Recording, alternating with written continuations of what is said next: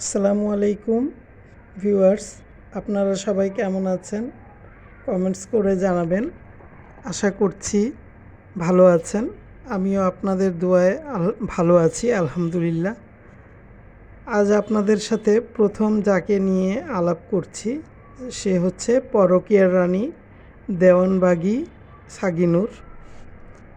তার আগে আপনাদের সাথে একটু বলে নিই, যারা আমার চ্যানেলটি সাবস্ক্রাইব করেছেন তাদের প্রত্যেককে অনেক অনেক শুভেচ্ছা ও ভালোবাসা।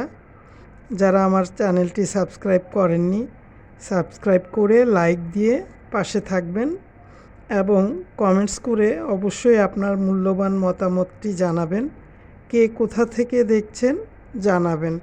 ভিডিওটির মূল পর্বে চলে যাই, লেটস গো। পরকীয়া রানী বলেছিল, আমি আর বাবার বাড়ি যাব না।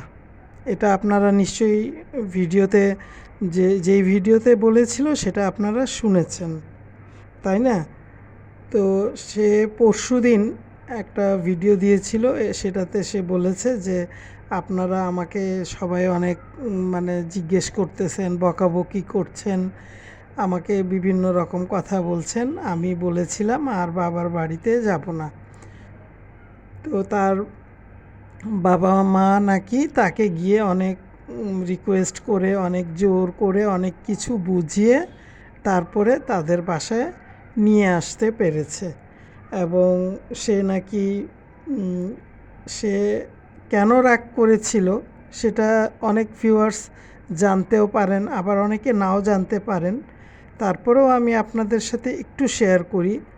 খুব সম্ভবত না, মনে করেন 80% শিওর যে বিষয়টা, সেই বিষয়টা হচ্ছে পরকীয়ার রানীর বিষয়ে এই ডাইনি মাগিনুর তিশা যে বিষয়টা ফাঁস করে দিয়েছে, যে তার মেয়ের বিষয় নিয়ে কথা বলতে গিয়ে সে বলেছিল যে তার ডিভোর্সটা কিভাবে হয়েছে, সেখানে সে সামান্য কিছু শেয়ার করেছিল। তো সেটার উপরেই সে অনেক রাগ দেখিয়েছে আর কি, রাগ করেছে।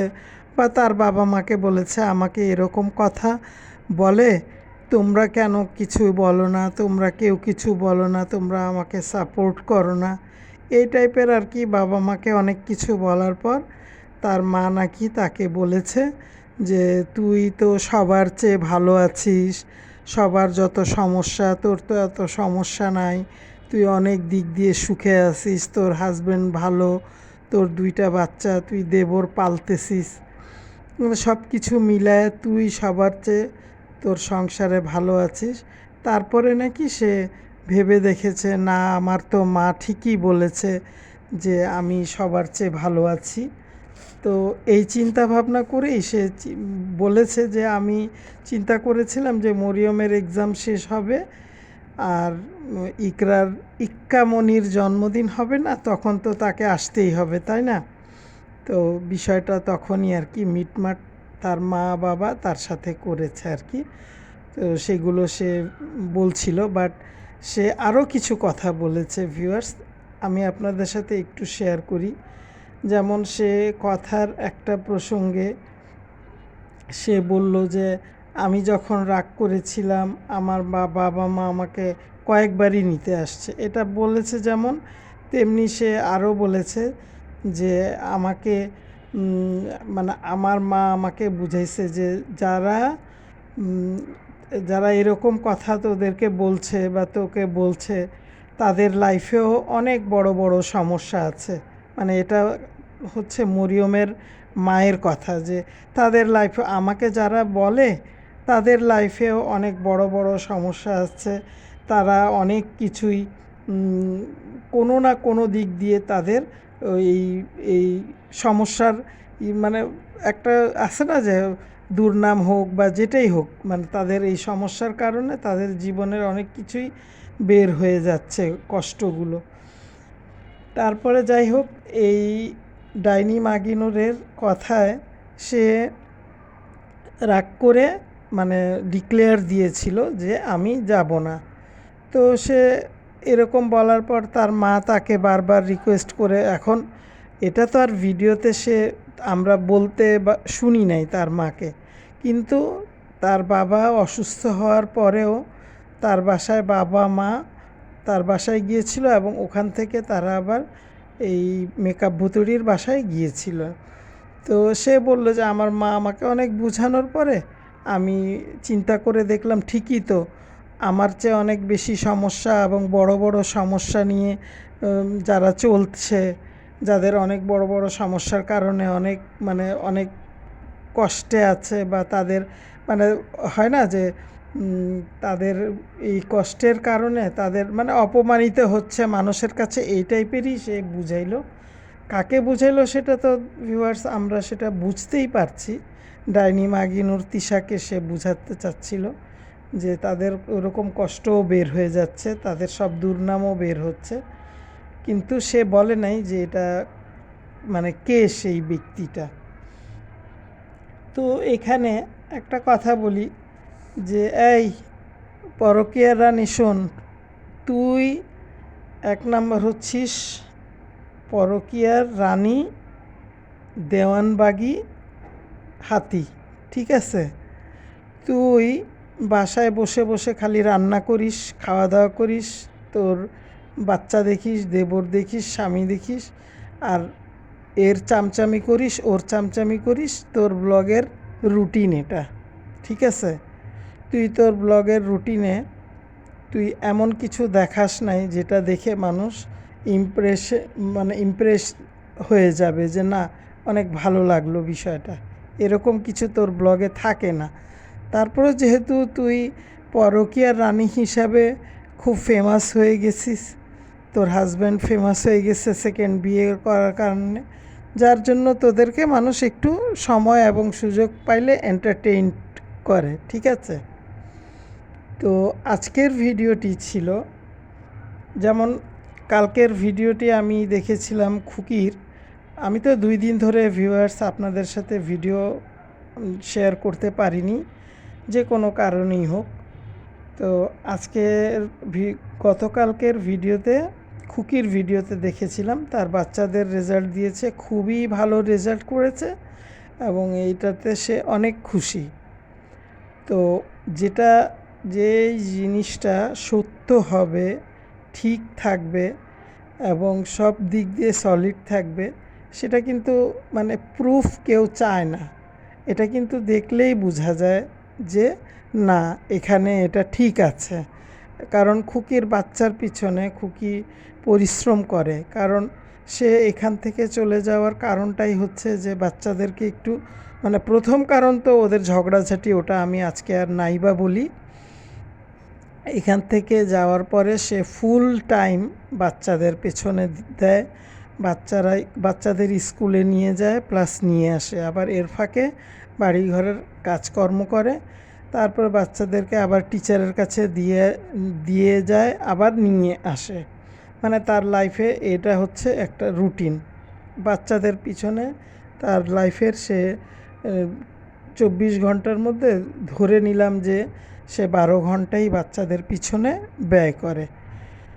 তো আমরা তো পরকীয়ার রানীর ভিডিওতে এরকম কিছু দেখি না, আজ পর্যন্ত দেখি নাই যে পরকীয়ার রানী তার মেয়েকে নিয়ে স্কুলে গেছে, স্কুল থেকে বাসায় আসছে, বা মেয়েকে স্কুলে যাওয়ার সময় টিপটপভাবে রেডি করিয়ে দিয়েছে, এইসব কিছু দেখি নাই আমরা। তো খুকির এই ভিডিও দেখে অনেকেই হয়তো তাকে কমেন্টস করেছে যে সবার রেজাল্ট দিয়েছে, সবার রেজাল্ট বলেছে, সবাই শেয়ার করেছে যে কেমন রেজাল্ট করলো মেয়ে, কেমন রেজাল্ট করলো তার বাচ্চারা, কিন্তু এই সারিকা বা মরিয়ম ওর বিষয়ে এই পরকীয়ার রানীর কোনো ধরনের কোনো ভিডিও আসে নাই, প্লাস সে ভিউয়ার্সদের কাছে শেয়ারও করে নাই। তো এখানে আজকে সে যে ভিডিওটি দিয়েছে তার টাইটেলটা আমি একটুখানি বলি, পুরাটা বলবো না, আর থাম্বনেলটা তো অনেক বড় আগরম বাগরম লেখা, তো টাইটেলটা একটা সেন্টেন্স বলি, মরিয়ম ম্যাট্রিক পরীক্ষা দেয় নাই যে তার রেজাল্ট নিয়ে এত বাজে কথা। আচ্ছা, মরিয়ম ম্যাট্রিক পরীক্ষা দেয় নাই, কিন্তু এটা আমরা ম্যাট্রিক পরীক্ষার্থী সে না, এটা আমরা ভিউয়ার্সরাও জানি এবং যারা তার ফ্যামিলি মেম্বার তারাও জানে। মরিয়ম স্কুলে যায়, স্কুলে আসে, লেখাপড়া কী করে না করে একটু একটু ভিডিওতে একটু একটু দেখায়, যাতে পাবলিকের গণধোলাই আর কি না খায়, সেই জন্য যাওয়ার সময় দেখাবে, আসার সময় দেখাবে, মানে এইটুকুই, ঠিক আছে। বাট মরিয়ম ম্যাট্রিক পরীক্ষা না দেখ, আপনি ভিউয়ার্স, আমি আপনাদের সাথে শেয়ার করি, একটা বাচ্চাকে যখন কোনো মা লেখাপড়ার দিকে মনোযোগ বা দৃষ্টি রাখে, তখন তার লাইফে একটাই জিনিস থাকে, আমার বাচ্চাটা ছোট থেকে যদি ভালো রেজাল্ট করে, তাহলে ম্যাট্রিকের সময় কোনো টেনশন থাকে না, ইন্টারের সময় কোনো টেনশন থাকে না, একটা পর্যায়ে এসে ও নিজে থেকেই লেখাপড়া শুরু করবে। তো আমার এখানে একটা কথা হচ্ছে, একবারে গিয়ে ম্যাট্রিকের সময় পরকীয়া রানী যদি পড়াইতে বসায়, তার কি পড়াটা ঠিকঠাকভাবে হবে কি না? আপনারা ভিউয়ার্স, মানে আপনাদের মতামতটা একটু আমাকে কমেন্টস করে জানাবেন। আমি যতটুকু জানি, মনে করেন যে 6, 7, 5 ধরেন, এখান থেকেও যদি মা বাবার কেয়ার করে যে স্কুলে কি পড়া দিল, বাসায় এসে সে কি কমপ্লিট করলো, মান্থলি পরীক্ষায় সে কীরকম রেজাল্ট করেছে, বা সে কোন সাবজেক্টে দুর্বল, তার কোন সাবজেক্টে টিচারের প্রয়োজন, তাকে নিয়ে নিজে বসা, যদিও সে পড়াশোনা করে নাই, মূর্খ মহিলা, সে তো আর নিজে পড়াইতে পারবে না, তাই না? সে একটা ভালো টিচারের কাছে দিয়ে দিবে, যে টিচার প্রয়োজন পড়লে অল সাবজেক্টের টিচার দিবে। এমন মাকেও আমি দেখেছি যে বাচ্চাকে একদম মানে একদম ফুল অল সাবজেক্ট পড়াবে এমন টিচার ঠিক করে। তো এখন সেই মেয়েটার রেজাল্ট, আপনারা কি মনে করেন যে সে আবার বলছে কি জানেন, যে 100-তে 100 সে না পাইলেও সে খুব উপরের লেভেলেও ভালো করে নাই, আবার নিচের লেভেলেও খুবই খারাপ করে নাই। তারপর মেয়েকে জিজ্ঞেস করছে যে তোমাদের 30-এ পাস নাকি? তখন মেয়ে উত্তর দিছে না, 40-এ পাস। তখন আমার কাছে মনে হলো, একটা মা যে কি না একটা কোন সাবজেক্টে, যে কোনো সাবজেক্টে কততে পাস, 30-এ পাস, অনেক সময় 33-এও পাস ছিল এক সময়, এখন সেটা হয়ে গেছে 40-এ পাস, ঠিক আছে। সে তো এটাই জানে না যে কততে পাস, মানে 100-তে কত পাইলে তাকে পাস বলে ধরবে। আর এরপরে তো ধরেন বর্তমান যুগের বাচ্চারা পড়াশোনার বিষয়ে এতটা প্রতিযোগিতামূলক চলে আসছে, যেমন বাবা মা ধরেন ঘরে ঘরে GPA 5, গোল্ডেন GPA 5, এটা এখন কোনো সাবজেক্টই না, কারণ বাবা মার চরম কেয়ার দিয়ে বাচ্চাকে লেখাপড়া করায়। তো সে আবার ভিউয়ার্সদের উদ্দেশ্যে টাইটেল দেয়, মরিয়ম ম্যাট্রিক পরীক্ষা দেয়নি। ম্যাট্রিক পরীক্ষার সময় তো মরিয়ম তো ফেল করবে, এটা আমি আজকে এই ভিডিওটাতে বলে দিচ্ছি। আমি তো চাচ্ছি না যে সে ফেল করুক, কিন্তু তাদের যে ধারাবাহিকতা, পড়ালেখা করানোর যে নিয়মটা বা সিস্টেমটা, এই সিস্টেমে ম্যাট্রিকে গোল্ডেন GPA আর GPA স্বপ্ন, তাই না? আমি জানি না কারা কী ভাববেন আপনারা নিশ্চয়ই, যারা বাচ্চা পড়াশোনা করাচ্ছেন তারা নিশ্চয়ই জানেন। আর ভালো স্কুল হলে তো আরও চরম প্রতিযোগিতা। মনে করেন যে একটা সাবজেক্টে যদি একটা বাচ্চা GPA 5 না পায়, তাহলে তো তার পুরো রেজাল্টটাই চেঞ্জ হয়ে যায়, একদম পুরো রেজাল্টই চেঞ্জ হয়ে যাবে। যাই হোক, তো এখন মরিয়ম ম্যাট্রিক পরীক্ষার্থী না, কিন্তু গাছে ছোট থেকে গাছ লাগানো পর থেকেই গাছের যত্ন নিতে হয়, তারপরে তো ওই গাছ এক সময় বড় হয়, ফল দেয়, তাই না? এটাই কিন্তু একটা স্টুডেন্টের বেলাও বাবা মা ছোটোর থেকে কেয়ার করবে এবং বাচ্চাকে পড়াশোনা করাবে। বাচ্চার জন্য কোথাও যাওয়া যাবে না, বাচ্চার জন্য গিয়ে কোথাও স্টে করা যাবে না, কারণ ইদানিং তো মান্থলি পরীক্ষা থাকে, উইকলি পরীক্ষা থাকে, তারপরে 3 মাস পর পর পরীক্ষা থাকে। এক একটা স্কুলের হয়তো সিস্টেম এক একটা হইতে পারে, কিন্তু এগুলা থাকবেই, মাস্ট।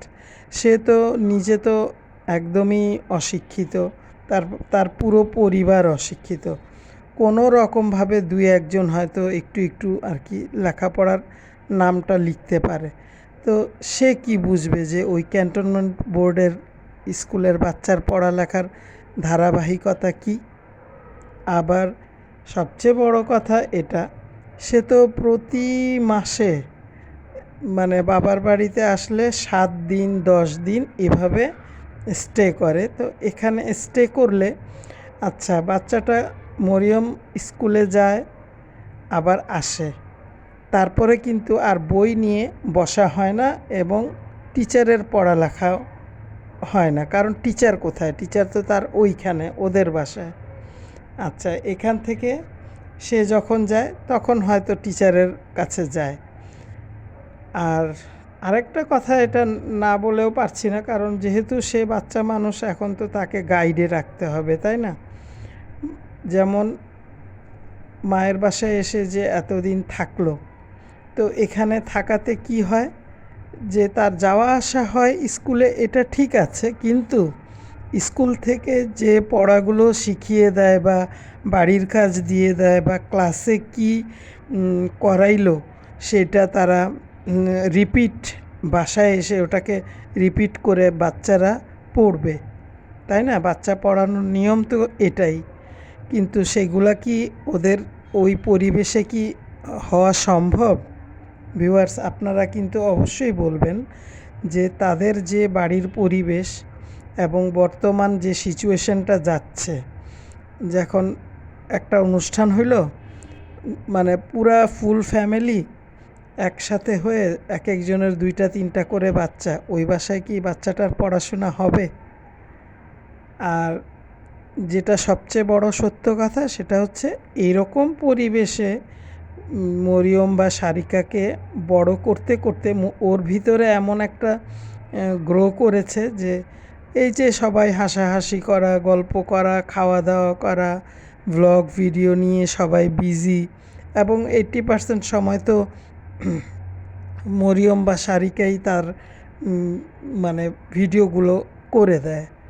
এমনও হয়েছে মরিয়মের 2 হাতে 2টা মোবাইল।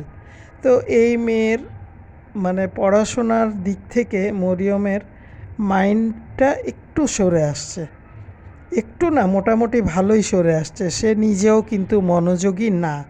এই মনোযোগী না এর পিছনের কারণ হচ্ছে তার সৎ বাবা, তার মা, তার ছোট বোন, এগুলাকেও মরিয়মের হাতে ধরায় দেয়, এই ছোট বোনটাকেও কোলে নেয়ার জন্য। আর নানার বাড়িতে যখন আসে তখন একজনের বাচ্চা নামায়, একজনের বাচ্চা কোলে নেয়, একজনের বাচ্চা নামায়, একজনের বাচ্চা কোলে নেয়।